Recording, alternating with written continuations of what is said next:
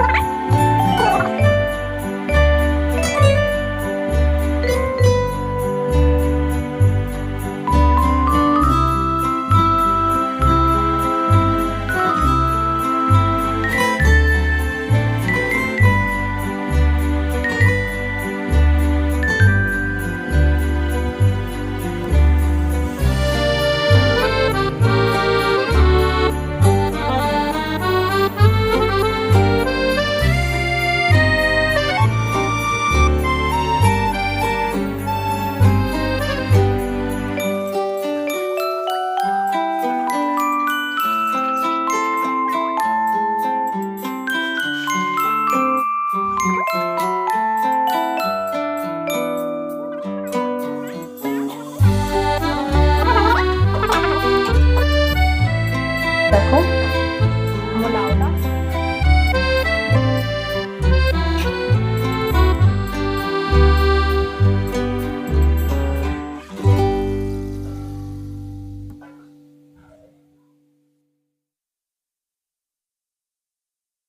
লাউতে আবার ধনে পাতা না দিলে না ভালো লাগে না খেতে।